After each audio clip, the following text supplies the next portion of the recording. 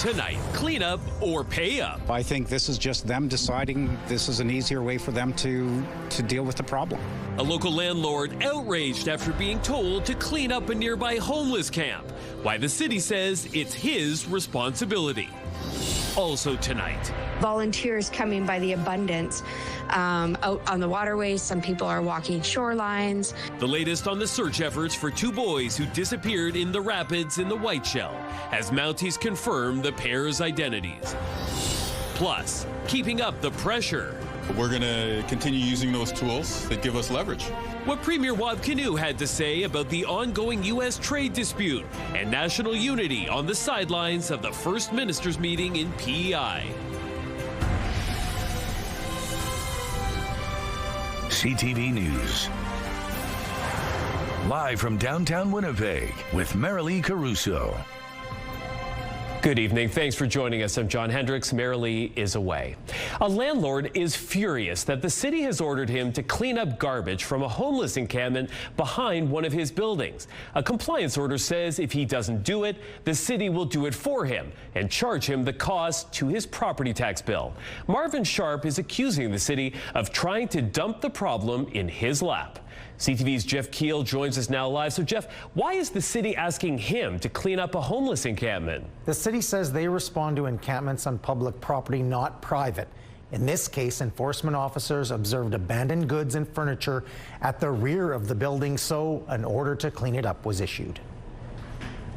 Behind this apartment building on Balmoral Street, a homeless riverbank encampment has been here for years. With it comes these piles of debris. People have cut this fence to shelter under the building's parking lot too, and there have been fires. Needles, all of the traits of an encampment are crystal clear. The province and city have been working together to remove encampments. So landlord Marvin Sharp was shocked when his property management company received an order from the city to clean up this mess or else. I was furious. The order states all garbage, which may include tents, must be removed and the site cleaned up, or the city will do it and put the costs on his property tax bill. A penalty fee for non-compliance could also be tacked on. The city and the political people who are supposed to be responsible for this have decided their best action is to dump the problem on someone else. The city says enforcement officers are dispatched based on complaints. In this case, the city says crews observed abandoned goods, furniture, and other materials at the rear of the building's property. Please note that the city responds to encampments on public property. If someone is concerned about an individual experiencing homelessness or an encampment, they can report this to 311. For situations involving private property, the property owner may contact the Winnipeg Police Service. But Area Councillor Sherry Rowland says putting this on the property owner is unacceptable. Beyond being unfair, it's illogical, and it is a crazy commentary on where public safety is at in this city. Sharp says he has called police in the past. He's appealing the order. Let's hope something good comes out of this and the city wakes up. An appeal has to be filed within 14 days to the city's Community Services Committee, and that costs $250. So, Jeff, are people actually living in the tents? It appears so. When we were there today, we saw a couple of people in and around the tents, John. Wow. Okay, thank you, Jeff.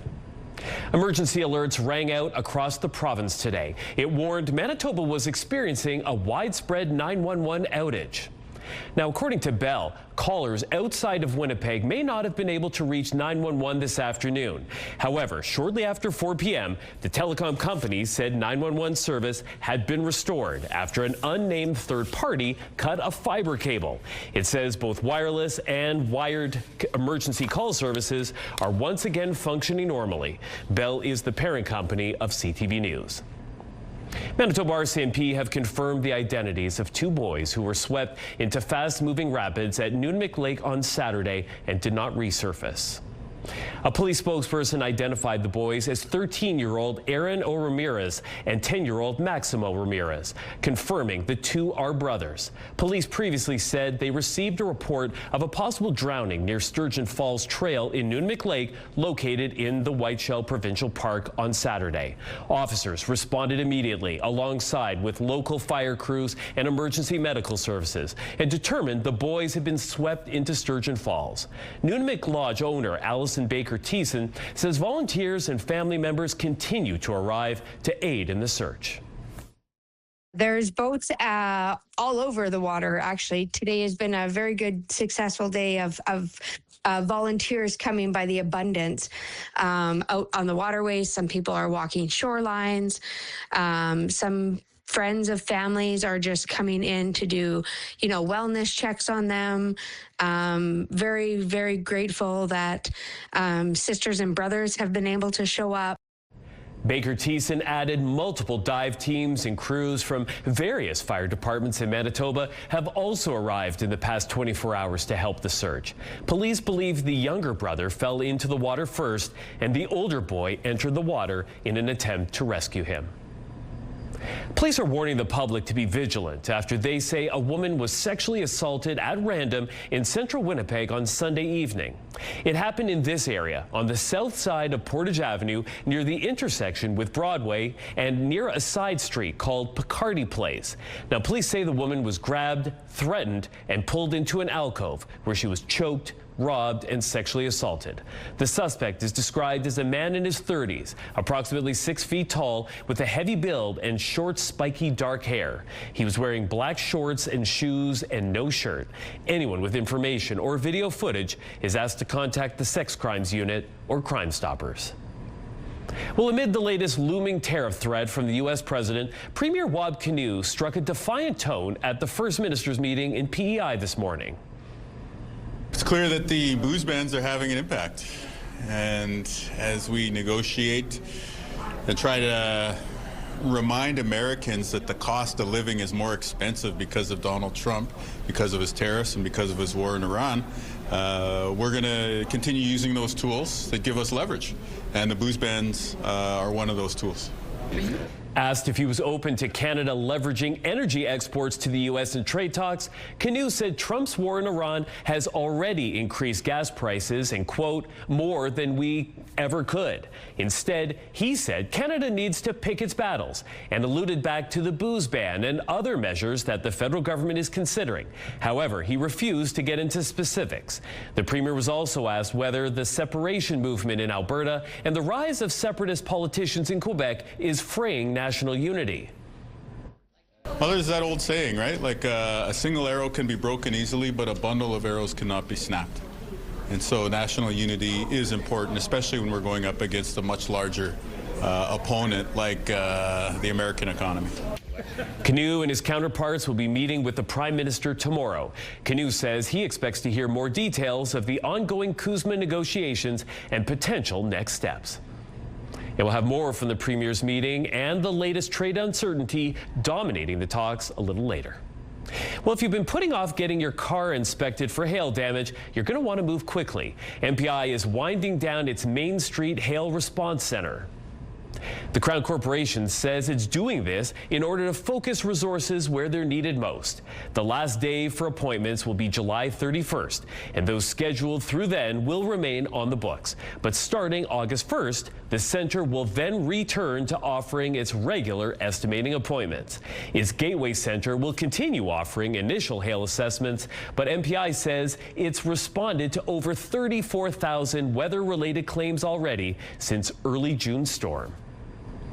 CTV weather specialist Colleen Brady joins us now with a first look at your Skywatch evening forecast, and certainly no danger of hail hitting Winnipeg anytime soon. Well, no, it doesn't look like it, but we are seeing thunderstorms popping up in different parts of the province and in northwestern Ontario. But it's the smoke that has returned to Winnipeg and other parts of the south. I want to show you Environment and Climate Change Canada's Air Quality Health Index page from its website. Right now, we are up one from last hour. We are at a 9 on a scale scale of 1 to 10 plus, and that's not good news. 9 means the city is at high risk for poor air quality this hour. So I'll have more on the smoke in the city and elsewhere in the province coming up, and a look ahead to the heat that's already started to resurface today, how hot it's going to get over the next few days, and as well as how humid too. But for now, let's take a look through the CTV Live Eye. It is brought to you by Bath Fitter, your bath and shower experts for more than 40 years. You can see that smoke there hanging in the air. It is 26 degrees otherwise. With the Humidex, it feels like 31. Winds out of the west or southwest at 17 kilometers an hour. The pressure's dropping, and the humidity right now, John, is 53%. Thanks, Colleen. Nearly 1 in 4 watercraft failed a recent roadside inspection blitz for aquatic invasive species like zebra mussels. Now, a check stop was set up on Highway 1 near the Manitoba-Ontario border from June 19th through to the 21st. Over the 3 days, officers inspected 455 vehicles transporting 502 watercraft and related equipment. They were checking to see if they were cleaned, drained, and dried before being transported between waterways. 382 watercraft passed. 120 failed the inspection. 13 required decontamination. 1 had visible zebra mussels present. A member of the Winnipeg Fire Paramedic Service has been arrested, accused of breaching a protection order while on duty. Winnipeg police say the 59-year-old man was in uniform and driving a fleet vehicle last Wednesday when he drove into an area in violation of an order to keep a certain distance from a protected person. The domestic violence unit assumed the investigation, and he was arrested on Tuesday and remains in custody. A police spokesperson says work-related considerations are taken into account when a protection order is issued, and the member was working modified duties at the time of the alleged incident. A Winnipeg dermatologist has been reprimanded for misconduct by the College of Physicians for misconduct involving female patients.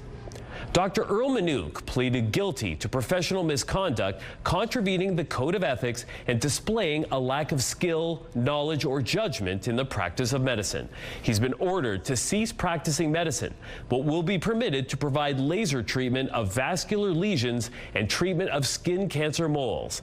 The complaints stemmed from incidents that took place between 2021 and 2022. Manouk has been licensed to practice dermatology and internal medicine in Manitoba since 1989. He was previously reported to the CPSM in 2009 and was required to have a female chaperone when interacting with female patients. Winnipeg continues to have one of the highest crime severity rates in the country. However, according to Statistics Canada's latest report, the rate fell faster in our city than most of the country last year. The Crime Severity Index is a standard way of measuring both the number of crimes per capita and how serious they are. In 2025, Winnipeg had the 5th highest rate in the country, but it also fell by 9%, nearly double the national decline. Countrywide, the crime severity rate fell for the 2nd straight year, driven by fewer break-in enters, vehicle thefts, and homicides. Manitoba conservation officers had an unusual rescue situation on their hands in Churchill recently. They got a call about a white object in the water, covered by seagulls. They found 7 beluga whales, including 4 calves, stranded in shallow water. They were in distress. I could hear the young calves crying out. The whales were just 60 meters offshore in shallow 1.5-meter water. Conservation officers stayed with the whales for hours, protecting them from polar bears. Now, the whales were relatively unharmed, beside the injuries from the seagulls pecking them. And after a couple of hours, the tide rose, ending the ordeal. What's unclear is how they got trapped in the first place. Belugas are known to get closer to the shore to escape predators like killer whales, but it could be that they were potentially on the shore trying to rub up against the bottom for their seasonal molting, and they just got trapped or confused. The 2 officers who helped the whales tell CTV News the rescue is one they'll never forget. In fact, they believe it may be a defining moment in their careers. The votes are in, and we now know who will represent the provincial riding of the Pas-Kamisak. Unofficial results from Elections Manitoba shows Jennifer Flett, the NDP candidate, winning the by-election by a landslide to become the province's newest MLA. Elections Manitoba data shows Flett capturing 74% of the vote. In all, more than 3,500 people cast their vote, a turnout of 36%. Now, the by-election was called last month in the northern Manitoba riding.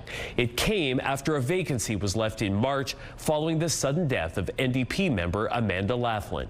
Tuesday's results mean the governing NDP will hold 34 seats in the Manitoba legislature. The PCs have 20, the Liberals hold 1, and there are 2 independent members. Well, still to come, the latest on the escalating trade war between Canada and the U.S. We're fighting against a ban on American liquor on shelves. We're fighting against hard caps on export American cars. We'll have more on the American plan to increase tariffs on Canadian goods, as well as the response from Canada's premiers. Markets, crude oil added $2.50. The loonie closed flat at 70.98 cents U.S. Gold futures were up $75. The TSX rose 116 points to reach a new high. The Dow Jones saw little change, and the Nasdaq dropped 146 points. A 36-year-old woman is dead and 3 others injured following a single vehicle rollover in the Interlake. RCMP say it happened shortly after 6 a.m. on Tuesday, roughly 5 kilometers north of Narcisse on Highway 17. Mounties say the northbound vehicle, driven by a 23-year-old man from Peguis First Nation, veered into the opposite ditch before crossing over to the other ditch, where it hit an approach and rolled. The woman, who was also from Peguis First Nation, was ejected from the vehicle and died at the scene. The driver, along with a 33-year-old woman and 17-year-old boy, were treated for non-life-threatening injuries. The investigation is ongoing. Donald Trump's blistering tariff policy is under scrutiny as the U.S. president's top trade representative, really the architect of his agenda, testified before a Senate Finance Committee. Jamieson Greer was grilled on the policy as questions remain about the status of trade negotiations. CTV's Judy Trinh reports. Senator Wyden. The general in Donald Trump's trade war, Jamieson Greer, was grilled on why he was using a 1930 law to put new 50% tariffs on Canada. Nobody, not even Herbert Hoover, used this provision before, but Donald Trump dug up a zombie law to make things even more expensive for Americans. The U.S. trade representative justified the actions. We're fighting against a ban on American liquor on shelves. We're fighting against hard caps on export American cars. So we've never banned Canadian products. We've never done that kind of thing, but we're fighting against caps on American cheese. The senators responded with a barrage of examples of the pain Trump's policies were causing. They say last year, costs for the average American family went up by $1,700 and tourism plunged. Number one, our tourism is down about 40%. A lot of that has to do with the rhetoric that the president has used, and I don't hold you responsible for that. But the 51st state, the governor of Canada, that rhetoric has really inhibited Canadians from coming down. There's concern the White House has crossed the line with these new tariffs that impact an additional $28 billion worth of Canadian exports. How are you approaching the risk of retaliatory tariffs from Canada? I talked with my Canadian counterpart yesterday. They did not say they're going to retaliate. The Trump administration continues to exempt Canadian energy from tariffs. That's also where they're the most vulnerable. I mean, it's, you know, the truth is, if Canada wanted to, you could shut down our electricity in New England and cripple oil and gas. Prime Minister Mark Carney has not ruled out retaliation. The government is considering targeted action, especially in Republican states where seats are up for grabs in this year's U.S. midterm elections. Judy Trinh, CTV News, Ottawa. The threat of those new tariffs is hanging over the Premier's meeting in PEI as they look for ways to sway the Americans. But today, they were also focused on pressures closer to home, from energy and health care to national unity. CTV's Maria Saru reports from Charlottetown. All 13 of Canada's premiers spent most of the day around one table. Much of the conversation stayed in the room, but the broader moment was put plainly. Nothing unites like a common opponent. And there's no more popular opponent in Canada right now than Donald Trump. And it seems for now, old domestic divisions were set aside, with premiers from Alberta and Quebec saying separatist sentiment wasn't an issue. No, I didn't hear any comments on that topic. Premier Smith? Yeah, no, it didn't come up. There was more common ground on health care, with premiers asking Ottawa to pay more. Today, the country's portion is down to 21%. So we need to see that come back up because the needs are greater. They're calling for the Canada Health Transfer to grow by at least 5% per year starting in 2028. For the territories, energy security is a top priority to protect and power their communities. One of the key things that's holding us back is our lack of connection to southern power grids. We found ourselves in a very dangerous situation last winter where we almost couldn't meet the demand. We didn't have enough generation capacity to meet the demand that Yukoners had. That was during a prolonged cold snap. They're looking to the federal government to help close those gaps. Tariffs will likely be back at the top of the agenda tomorrow when Prime Minister Mark Carney meets with premiers, and divisions around how to retaliate could make for tense talks. Maria Saru, CTV News, Charlottetown. The bodies of 4 American soldiers are now back in the U.S. The dignified transfer, a reminder of the human cost of war, a war that is threatening to expand. Christine Cordero reports. Today, one by one, cases draped in the American flag were transferred from a military jet onto American soil. Military personnel escorted the bodies of the 4 fallen service members at Delaware's Dover Air Force Base in order of rank. 25-year-old First Lieutenant Tyler James Feehan of Hawaii, 30-year-old Sergeant Michael Emmanuel Swinton of North Carolina, 28-year-old Sergeant Angel Rampersad of New York, and Private Isabella Gonzalez of Texas, just 19 years old. President Trump was among the guests in attendance meeting with the families before the dignified transfer. They're children. There's no games, no nothing. That's their child. And all you can do is throw out your heart. The Pentagon says 3 of the fallen soldiers were killed during Iranian airstrikes at a U.S. base in Jordan. Sergeant Swinton died from injuries he sustained during the controlled detonation of an Iranian drone in Iraq, according to the Pentagon.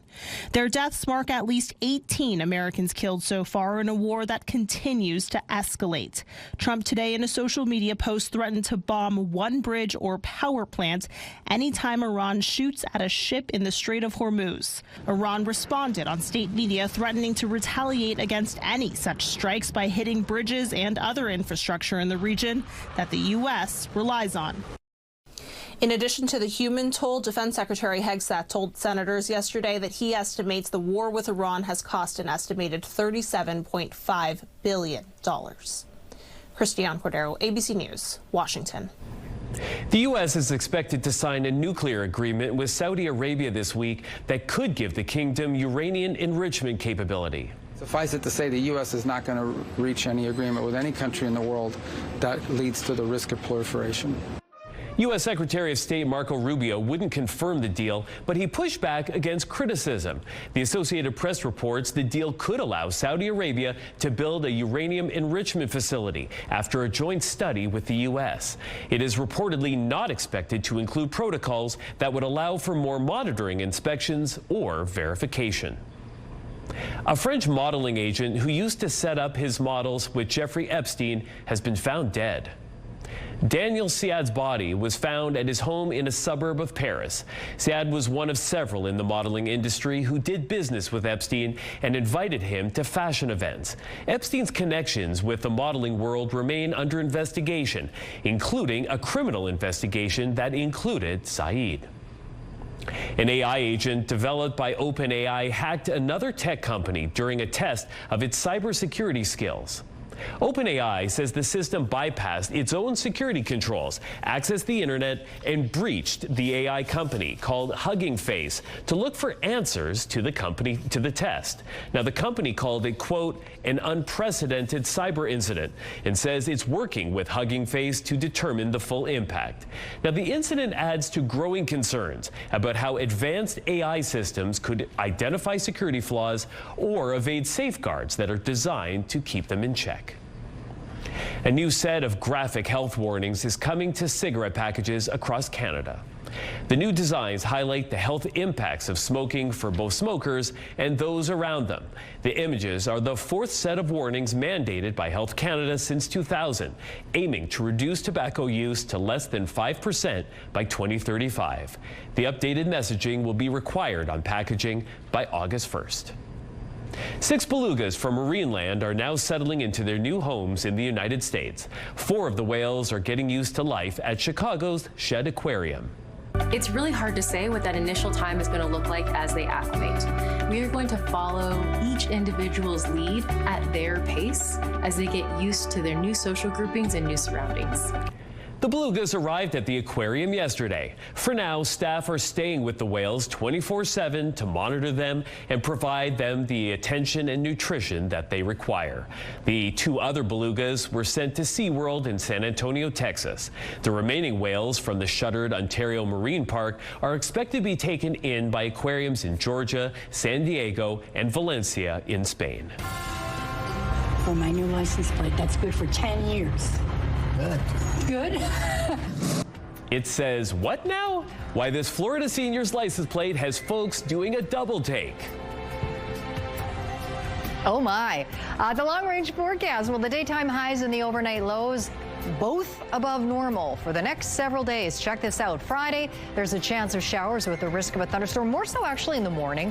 A hot high of 29 degrees, 29 in the sunshine Saturday, 32 on Sunday. No relief overnight, too. Look at that. Overnight, Saturday and Sunday, 20 degrees the lows. And then that heat keeps on coming Monday, Tuesday with highs back up into the low 30s. Some aspiring scientists and doctors are receiving some hands-on training here in Winnipeg this week. Once you have a 3D data set, there's a ton of stuff you can do. The Biomedical Youth Program Summer Camp at the University of Manitoba Bannatyne campus is welcoming around 125 grade 6 to 12 students, including 15 Indigenous high school students from northern Manitoba. Now, over the week, they're exploring careers in the health and biomedical sciences field through a series of workshops. Now, today, that included 3D microscopy, heart dissection, and plasmid isolation and digestion. This is an awesome experience for me because I never got to do anything like that in my res. So whenever I see something, I just get so surprised and interested in it. Staff include graduate and undergraduate students at the University of Manitoba. Organizers say this is the 15th year for the camp. A Florida senior's new license plate has become a topic of conversation among her family and friends, with opinions split on whether or not she should keep it. Joan Murray shows you why. And I didn't know I was getting a plate. When Nancy Delastrita went to collect her mail, she got quite the surprise, a new license plate with her vehicle registration renewal. And I looked at it and I said, I don't think so. The plate reads SQZ-A55, but from a distance, those 55s can be read as S's. Well, you get the picture. Squeeze blank. I don't think a woman that lives in a senior community that's going to be 77 years old next month will be driving around with what this plate has to say. The plates become the talk around her retirement community, especially the men. We were with her when she showed it to one of her 89-year-old neighbors. And this is what I received from the DMV for my new license plate. That's good for 10 years. Good. Good? Florida license plates have been made at a state prison in North Florida for almost a century. Then they're funneled through the county agencies. Nancy's plate was mailed from the Broward Property Tax Collector's office. We went there to try to help her get some answers. It's a question about a tag, if you want to replace a tag. And while no one wanted to talk on camera, we were told anyone unhappy with a plate can turn it in for another one for free. I'm kind of resigning to it, and I figured maybe it was just destined to be on my car. So for now, Nancy's keeping the tag, although she is planning to let the state know about it. She'll see the reaction when she goes public with her new plate. I can handle it if I get a few honks here and there. Actually, being over 70, I might like a few honks.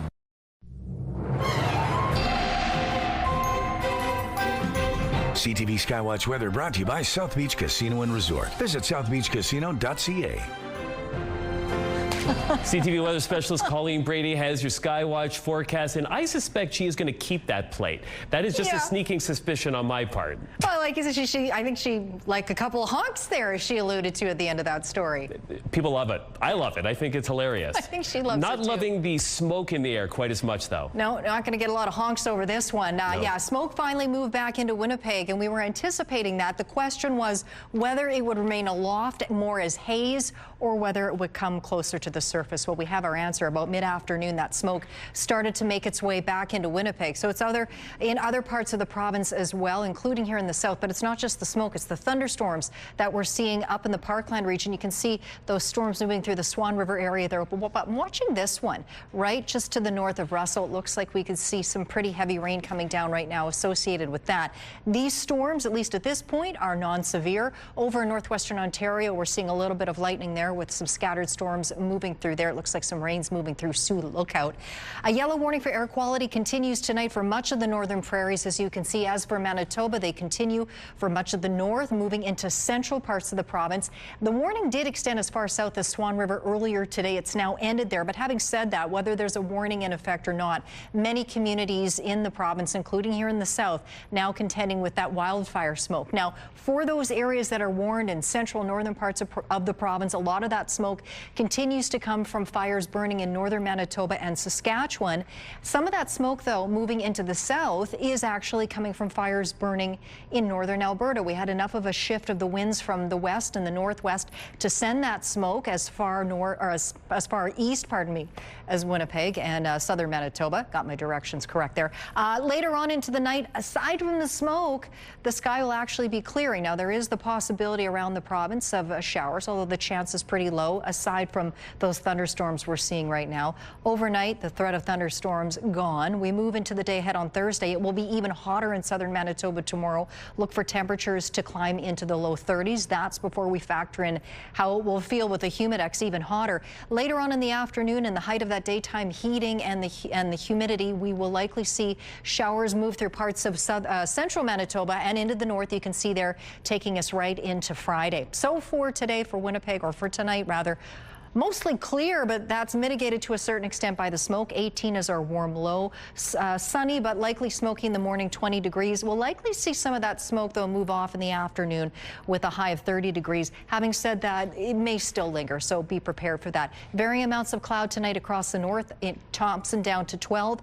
Chance of showers there tomorrow, 24 degrees. In the northwest tonight, partly cloudy for most areas. Overnight lows between 15 and 17. Best chance of showers or thunderstorms tomorrow is around Norway House and Lynn Lake. In the southwest tonight, watch for smoke there too. Partly cloudy otherwise. Brandon down to 14. Sunny there tomorrow and 29 degrees. Winnipeg in the southeast, a few clouds for over Winnipeg. Partly cloudy outside the city. Overnight lows pretty warm. 18 in the city. Similar around the rest of the southeast and in northwestern Ontario. Partly cloudy there tonight. Overnight low 16, 17 degrees. Showers likely to move into Kenora by around the midday. Likely to see them stretch into Dryden a little later on as well. Our first weather photo is from Heather out in the Whitemouth area here in the southeast. Thunderstorm moved through, and it looks like we have a roll cloud that's formed there. Now, this pretty lady is Nova. She was out enjoying a swim in St. Andrews. That photo is from Jill. You can email us yours to winnipegweather@ctv.ca. The opioid epidemic has had a devastating effect in Canada, and now a new study out of Ontario suggests those employed in certain lines of work are more affected than others. We'll have that story coming up in Medical Watch. A new study from the National Institute on Aging finds women are living longer than men. In 2023, the life expectancy was 84 for women and roughly 79.5 years for men.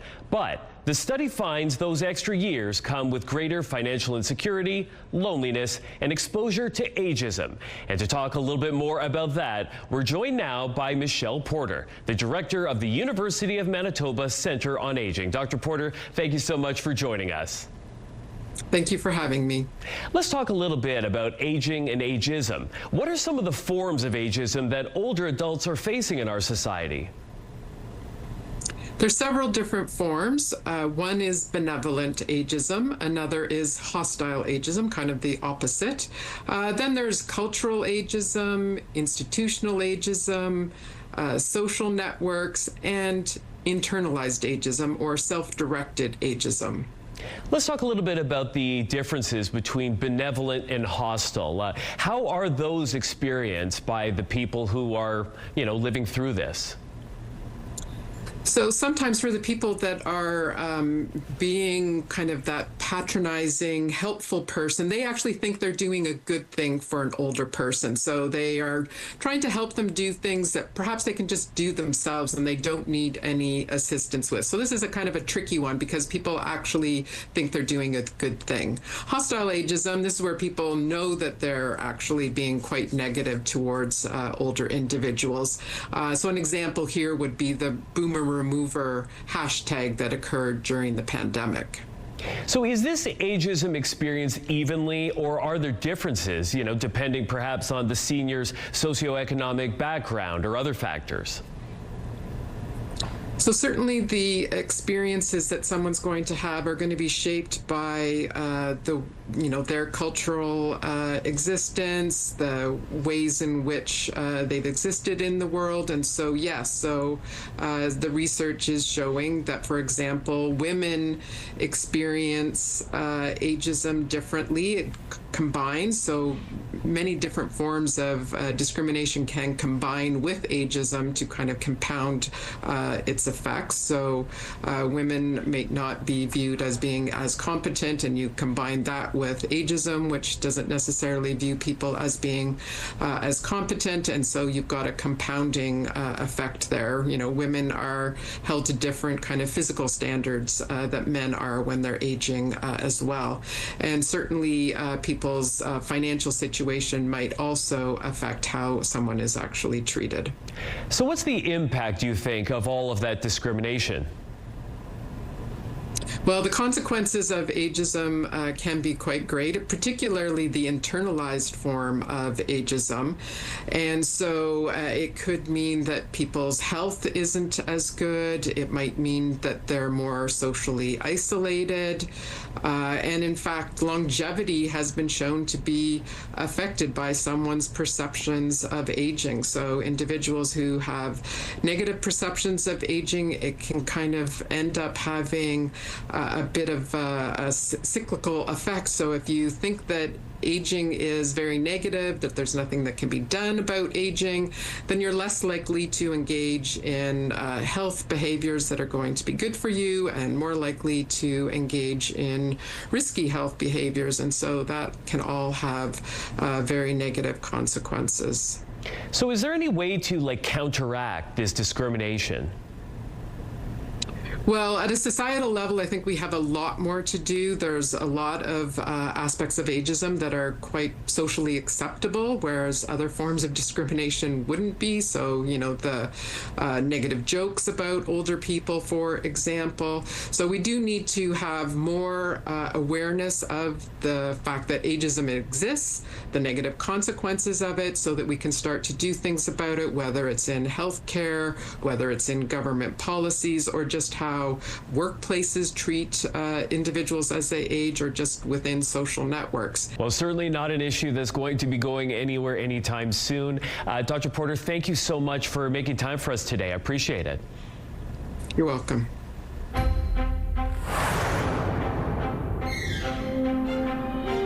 New research suggests construction workers are disproportionately affected by opioid deaths. Researchers hope the new report examining the occupations of people who have died of opioid overdoses in Ontario raises awareness about the breadth of the population affected by the drug epidemic. Opioid-related deaths in Ontario between 2018 and 2024 totaled nearly 16,000, but the coroner only recorded the occupations in 22% of the cases. Now, the study found that more than a third of the opioid deaths where the person's occupation was known were people who worked in construction or the trades.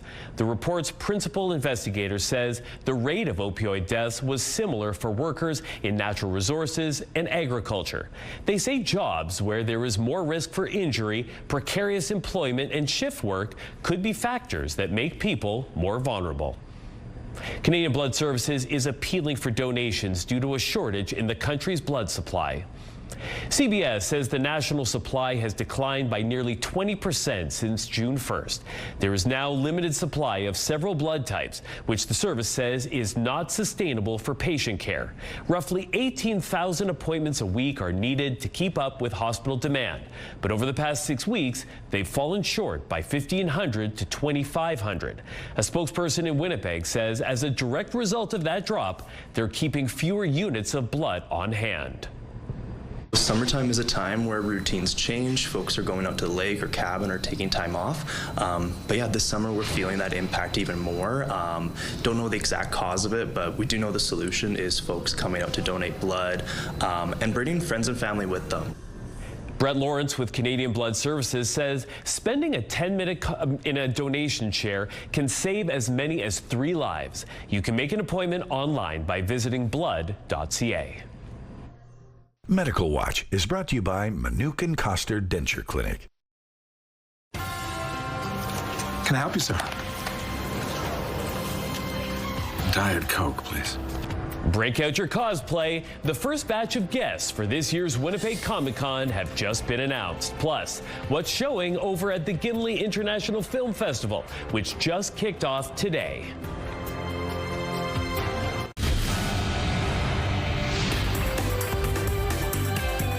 Spotlight sponsored by the Casinos of Winnipeg, presenting Nearly Neil and the Solitary Band. Winnipeg Comic-Con has announced its first wave of celebrity guests for this fall's event. A big draw for the festival is television icon Giancarlo Esposito. He's best known for his role as the suave and dangerous Gus Fring on Breaking Bad and Better Call Saul. He's also a key cast member in The Mandalorian. Of course, you can expect the usual fan-favorite special events, a costume contest, and live entertainment. Also on tap for this year's event are Elizabeth Maxwell, Catherine Tate, Troy Baker, and Brandon Rogers. They'll all join previously announced guest of honor, actress Femke Janssen. Winnipeg Comic-Con runs October 30th to November 1st over at the RBC Convention Center. Well, temperatures might be warm right now, but it's never too early to be thinking about frost. Frost, a Cirque holiday extravaganza, is coming to Centennial Concert Hall this winter. The show combines acrobatics, dance, live music, and aerial stunts to deliver a show-stopping spectacle. The performance kicks off on December 17th at 7 p.m. Tickets go on sale July 24th at 11 a.m. on the Concert Hall's website. Cinephiles, filmmakers, and casual movie lovers, it's here. The Gimli International Film Festival kicked off today. What did you say to those who say that you're a war criminal? MASH doesn't care what anybody thinks. Well, don't push me. I'm a journalist here. Independent media is the oxygen of a democracy. That's Steal This Story, Please, a documentary about journalist Amy Goodman. It's one of dozens of films being screened during the 5-day-long festival, which runs the gamut from dramatic feature films to comedic shorts. The ever-popular beach screenings run all week at 9:30 p.m. beginning tonight with a showing of the original Shrek. There's also workshops, filmmaking competitions, and networking events. You can find all the details online by visiting gimlifilm.com. And speaking of films, the documentary shot right here in Manitoba has just been recognized on the world stage. We used to be hunters and gatherers, and sometimes the modern world, it's just not enough. And I think deep down in our soul, we're looking for more. It's called Everything We Need Is Here, and it just won Best Environmental Documentary at the Melbourne Documentary Film Festival. It centers around a mushroom forager while also weaving in the stories of local land defenders and environmentalists. Shooting locations included Winnipeg, Lemay Forest, Sandylands, and Hollow Water. The film's creator says she hopes the win at the film festival will encourage more people to see it. And I'm hoping that our political leaders, whether that's provincial or municipal, watch this film and are moved by this film to create policy, to create policy to protect mature, healthy trees. The documentary is currently available on Bell 5 TV1. CTV News is owned by Bell Media. Your primetime lineup tonight starts at 7 with MasterChef. The Rainmaker comes next at 8, and catch The Borderline at 9. It's all right here tonight on CTV. Rolling into the future of entertainment venues, China has created its own sphere to rival the one in Las Vegas. How many more it plans to build? Women's clothing provided by RW & Company. Salon services provided by S&T Spa Salon. Well, the normal high for this time of year is 26 degrees, and that was the highest temperature today. Sunrise tomorrow morning at 5:45 a.m. But before then, tonight we drop down to 18 degrees, mostly clear, but likely some smoke, and that will continue into at least tomorrow morning. 30 otherwise and sunny on Thursday, 29 Friday and Saturday. Now, the best chance of showers or a thunderstorm looks like Friday morning, actually. By the time we get to Sunday, up to the 30s, we go 32 degrees. No relief overnight with those very warm overnight lows, John. So we'll likely see heat warnings, and those will likely to continue into next week. Thanks, Colleen. The Las Vegas Sphere has some competition. The Nova Spherical Theater has opened its doors in northern China. It stands at 46 meters tall with a 54-meter diameter. Now, that's about half the size of the one in Vegas. However, China is planning to build 3 of these Sphere Theater venues. And I think it looks pretty cool. It does look really neat. Yeah, maybe we'll build one here in Winnipeg and compete. Why not? Yes, let's do it. We'll see you at 11:30. Hope you can join us then.